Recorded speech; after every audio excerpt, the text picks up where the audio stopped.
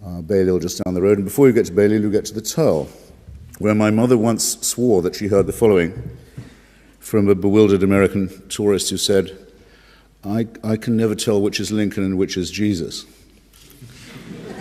To which someone returned, that's the problem with all you Americans.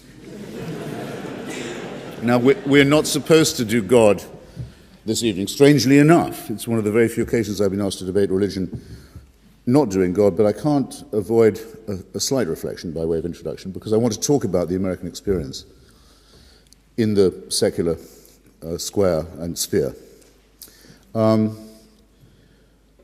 Abraham Lincoln was dying in a room just off Pennsylvania Avenue with a terrible wound in the back of his skull inflicted by a racist lunatic, he was living in the age of newspapers and print. There was a newspaper published just around the corner, the Washington Star.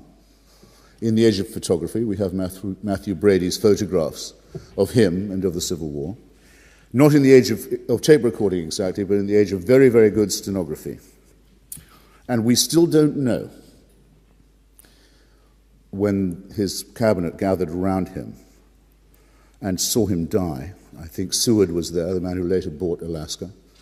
I'm sure Herndon was there. I haven't looked this up. You can.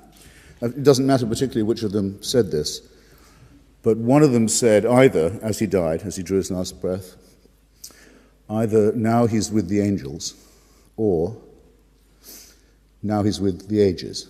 We still don't know, and there's no reason why we shouldn't. Eyewitnesses, literate men, practically contemporaries of ours, in the age of print, in the age of photography, and nobody knows which thing Seward or Herndon said. And yet we're expected to take at face value the statements of illiterate, stupefied, terrified peasants from the most benighted part of the Middle East who founded monotheism.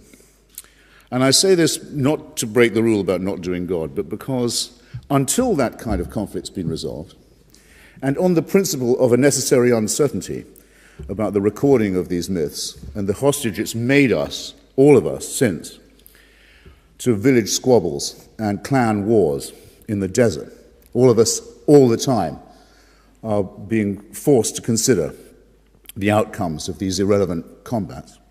Until that's the case, it seems to me the burden of proof is and always will be and has to be with those who say, no, only if you believe all of it can you hope for salvation, redemption, an afterlife, and eternity.